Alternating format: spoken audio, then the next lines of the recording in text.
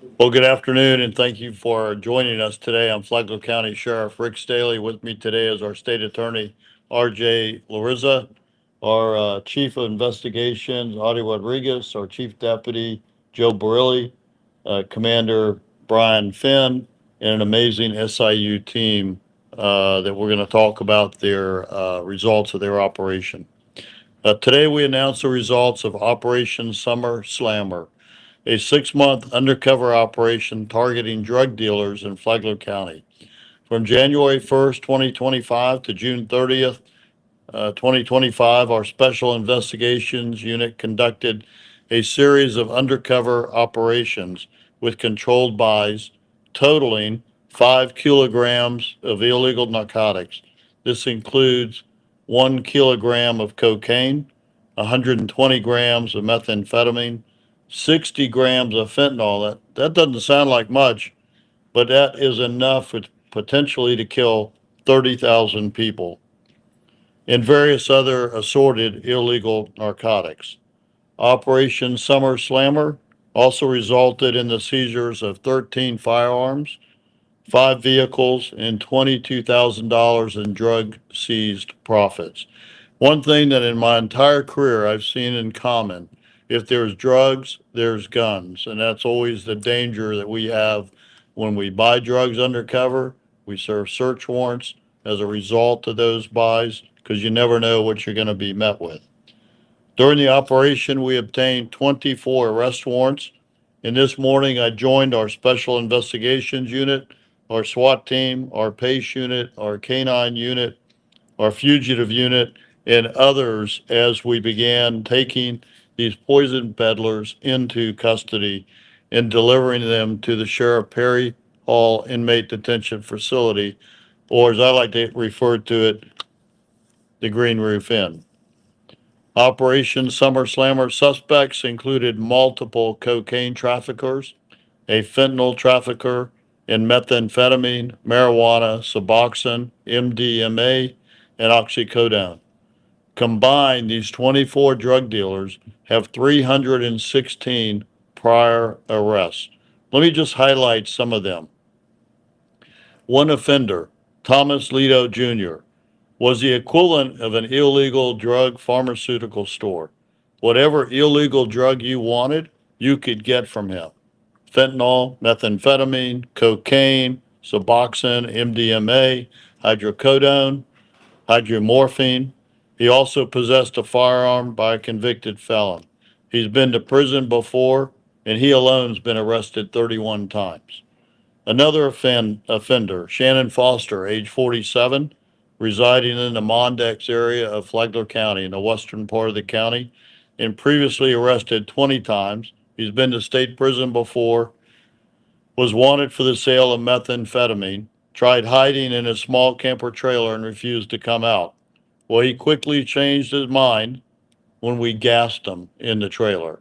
In about 2 or 3 minutes, he and another individual came out. He was arrested on the warrant and resisting arrest without violence. Everett Bullard, wanted for sale of cocaine within 1,000 feet of a park, had 43 prior arrests and has been to state prison.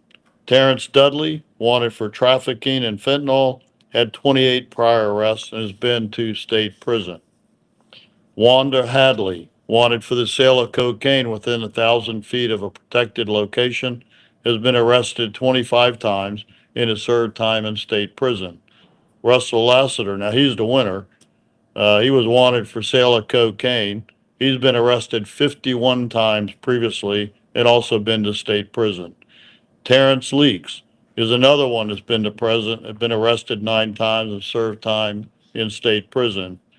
And then Gaines Smith Jr., wanted for 2 counts of sale of cocaine within 1,000 feet of a park. He's been to state prison and has had 9 prior arrests.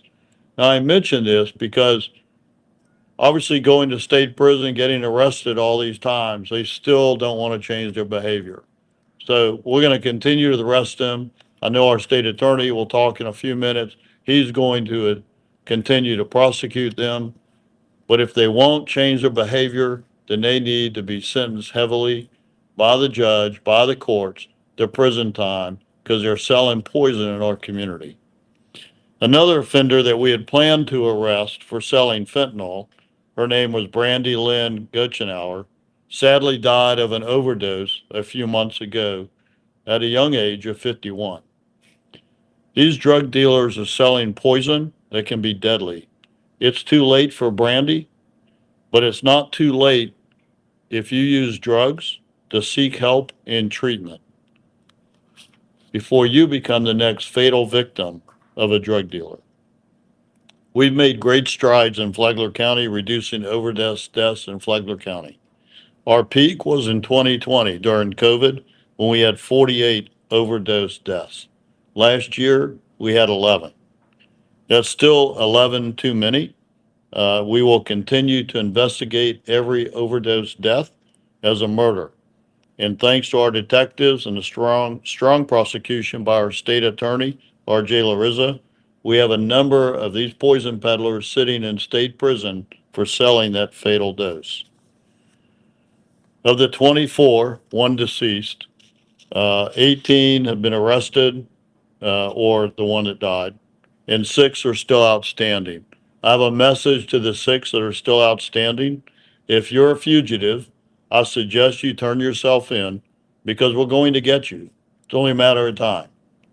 We're going to find you. You can continue to walk around looking over your shoulder for when our SWAT team or our PACE unit or our fugitive unit finds you or SIU people find you, but you're going to get caught. Now, if you're out there and you know who one of these 6 people are, and they're on the board behind me, call Crime Stoppers at 1-888-277-TIPS, where you could be eligible for a reward. So help us find them and make some money yourself. Turn in a drug pusher, turn in a pill pusher, and let's together make our community safer, and maybe you can make a few dollars and help us put them in jail.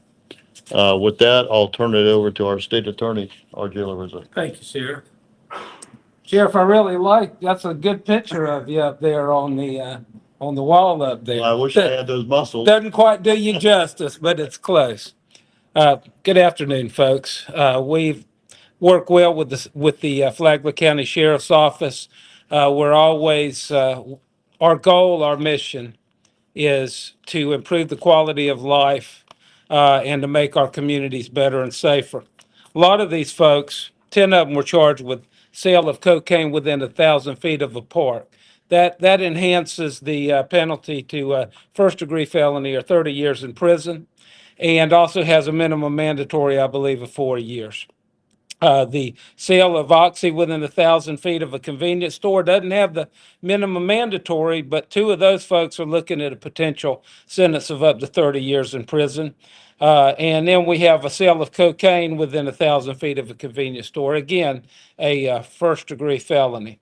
So we utilize the enhancements, or when they're selling in the vicinity of parks, schools, daycares, other facilities, convenience stores, because of the proximity of kids and the general public.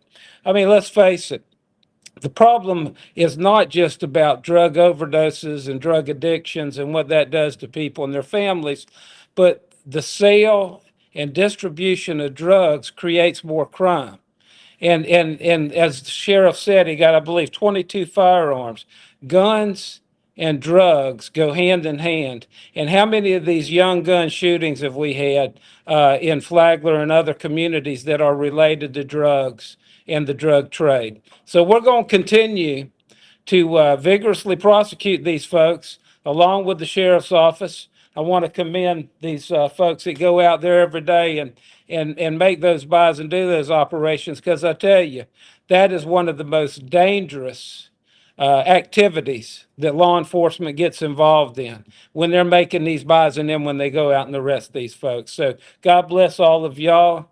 And it's a pleasure and a privilege to be able to work with such a quality organization as the Flagler County Sheriff's Office and a quality sheriff like Rick Staly. Thank you.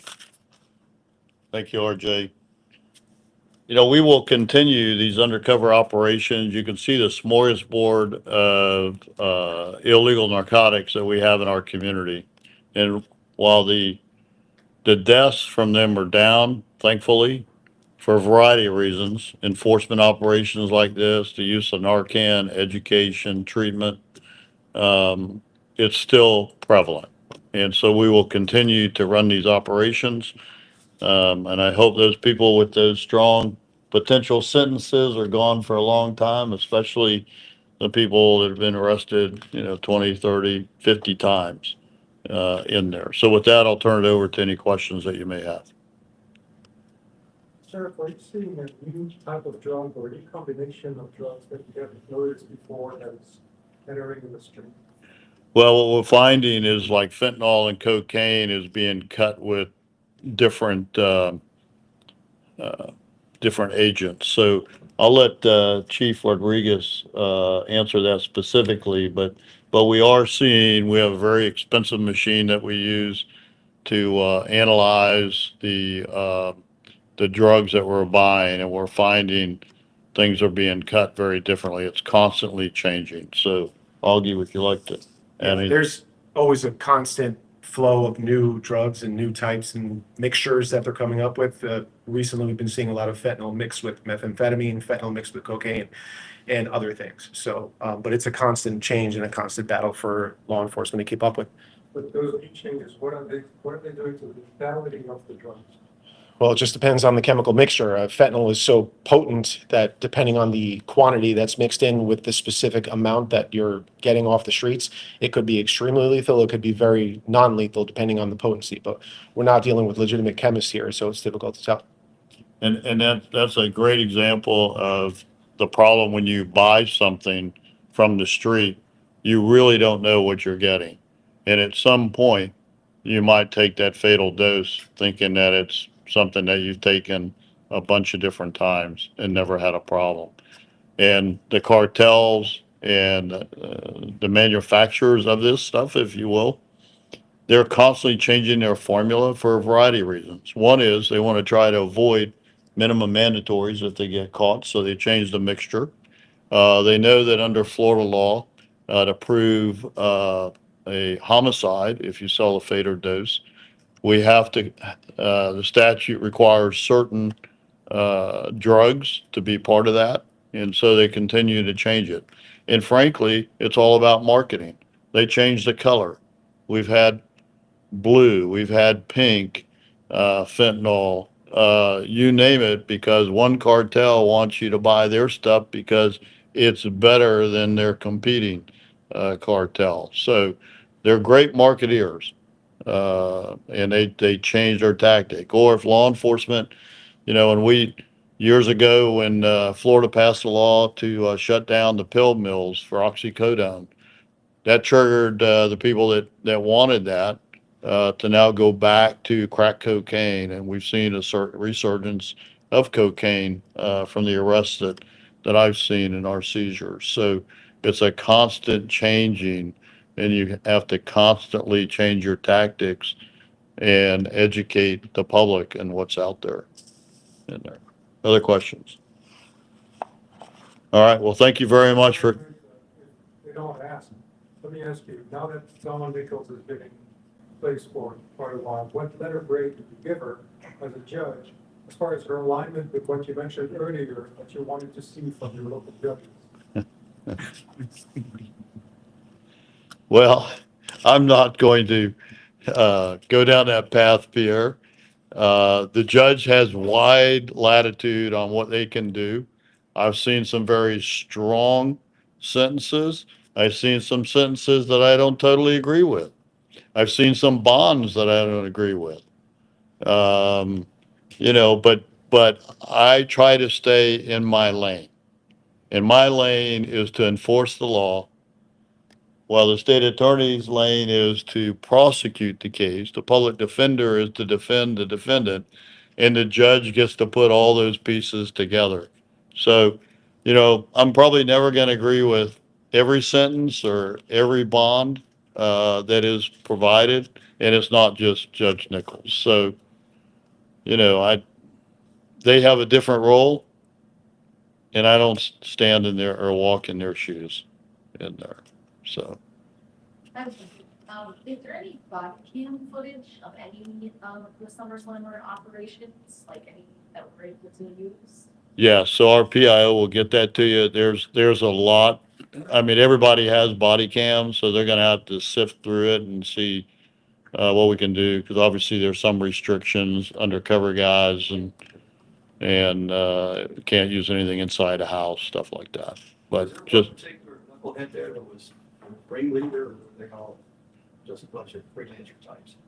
I think they were mostly freelance, right? Yes, they were all separate. Okay. Yeah, yeah. But I will tell you that CS Gas works very well, you know. And he didn't want to come out. It's one of these small travel trailers. And it was kind of funny when we got there to serve the warrant. The deputies knocked on the door and said sheriff's office, and we've been there enough times that we've heard his voice and we recognize. I've been to his every time we go to arrest him, we have a problem with this guy. And so they said, Shannon, come out. We need to talk to you. What do you want? We have a warrant for your arrest. Then he shut up. Well, thanks for confirming that you're inside. You probably won't do that now. Sorry. Thanks. How many But- canisters did you dump in on? I'm sorry. How many canisters of CS did you get? We only needed one. What? Yeah. It lasted you a little bit, 3 minutes. Yeah, 2 or 3 minutes, I guess. Him and his friend, and then they came out. But his friend claims that I talked him into surrendering. I don't know. I think the CS gas did that. And we poured it as, a hole in the side of the trailer to get him to force him out the door, that he wouldn't come to. And that's exactly what worked. Was So his friend arrested? His friend part of the, we detained him and interviewed him, and we did not arrest him in there. But, it definitely worked. That's the video you probably want if we have any good video there. Was there a common place that you arrested most of them at, or was it all very random? It was in an area called the Mondex in western Flagler County, and then various locations in the city of Palm Coast and in Bunnell. So across Flagler County, really. Thank you. All right, anything else? All right, thank you for coming today. Thank you for watching online, for those that are doing that. We appreciate you getting the message out. Thank you. thank you, Jared.